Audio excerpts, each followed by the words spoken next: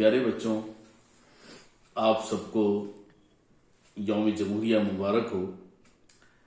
सारा देश हर साल 26 जनवरी को रिपब्लिक डे मनाता है। इसके पीछे एक अहम मसला ये है कि हमारा देश 15 अगस्त 1947 को आजाद हुआ, लेकिन किसी देश का आजाद होना ही उसके लिए इतना अहम नहीं होता।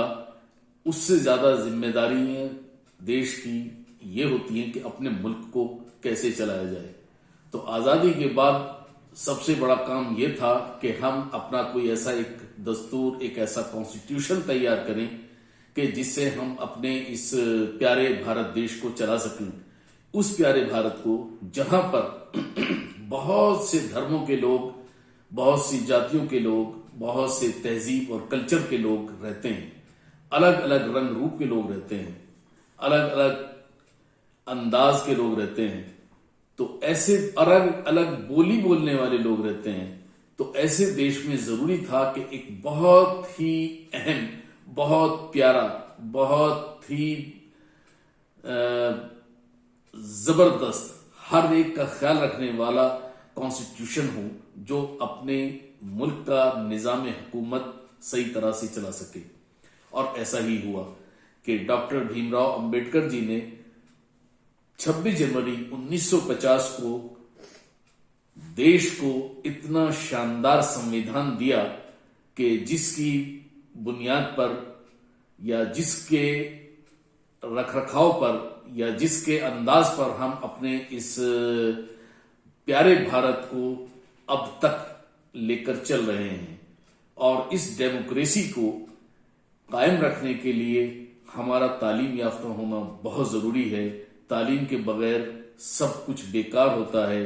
तालीम के बगैर इंसान बिल्कुल ऐसा है कि जैसे एक अंधेरे कमरे के अंदर आप हों और वहां सब कुछ आपकी चीजें मौजूद हों, आपकी तमाम जरूरत की चीजें मौजूद हों, लेकिन उस अंधेरे की वजह से आप टटोल कर भी उन चीजों को हासिल न कर पा रहे हों। तो बिल्कुल मैं समझता हूं कि अंधेरे जैसा ही इंसान होता है बगैर तालीम के, बगैर इल्म के। तो इसलिए जरूरी है कि किसी भी कौम के लिए, किसी भी मुल्क के लिए, कि वहां के लोग, उस समाज के लोग, उस सोसाइटी के लोग खूब पढ़े लिखे हों। पढ़े लिखे होने में, तालीम याफ्ता होने में बहुत फायदे हैं। किसी भी समाज के अंदर अगर पढ़े लिखे लोग ज्यादा होते हैं, इंजीनियर, डॉक्टर, वकील, टीचर्स, प्रोफेसर्स, माहिर नफ्सियात, माहिर माशियात और बहुत जरूरत की जो के मैदान हैं, तिजारत का मैदान, सियासत का मैदान, सहाफत का मैदान, इन तमाम चीजों के माहिर हों, तो उस समाज के दुनिया में बड़ी पूछ होती है, बड़ी पकड़ होती है। इसलिए तालीम याफ्ता होना बहुत जरूरी है। और यही नहीं बल्कि अपने उस निजाम को समझने के लिए, उस कॉन्स्टिट्यूशन को समझने के लिए, उसके मुताबिक अपने हक और अपने अधिकार हासिल करने के लिए भी तालीम याफ्ता होना जरूरी है। और यही नहीं बल्कि जैसे हमारे मुल्क के अंदर कुछ सालों से एक खास मेंटेलिटी के लोगों ने कुछ भरम पैदा कर दिए हैं, कुछ बदगुमानियां, गलतफहमियां पैदा कर दी हैं, जिससे हमारे मुल्क का अमन व अमान मुतासिर होता रहता है और आपस में झगड़े या नफरतें बढ़ रही हैं। उन चीजों की गलतफहमियों को भी हम इल्म के जरिए ही दूर कर सकते हैं। क्योंकि हमें जब अगर ये मालूम ही नहीं है, जो हमारे पे इल्जाम लगते हैं कि मुसलमान, जैसे मिसाल के तौर पर मुसलमानों को लेकर ये बातें आती हैं कि इनके पुरखों ने, इनके मोलों ने या मुसलमान बादशाहों ने ऐसा किया, वैसा किया। ऐसा नहीं है। हालांकि अगर हम तारीख का मुताला करें, सही माने में अगर हम तारीख की स्टडी करें, तो हमें पता चलता है कि उन बादशाहों का असल धर्म राजा या बादशाह होना होता था। उनके सामने उस वक्त हिंदू मुसलमान नहीं होता था। क्योंकि अगर हम देखें, बहुत सरसरी से तौर पर, इस वक्त मैं बहुत लंबी बात तो नहीं कर सकता, लेकिन अगर हम सरसरी तौर पर देखें तो अकबर جو اتنے بڑے بادشاہ تھے ان کا کمانڈر ان چیف جو تھا وہ مان سنگھ تھے. شیواجی جو تھے ان کا انگ رکشک باڈی گارڈ مسلمان تھا. حالانکہ شیواجی کا اور اکبر کا 36 کا آنکڑا تھا، لیکن اس کے باوجود شیواجی کی فوج کے اندر ان کے کمانڈر مسلمان تھے. ان کی فوج کے اندر 30 سے 35% لوگ مسلمان تھے.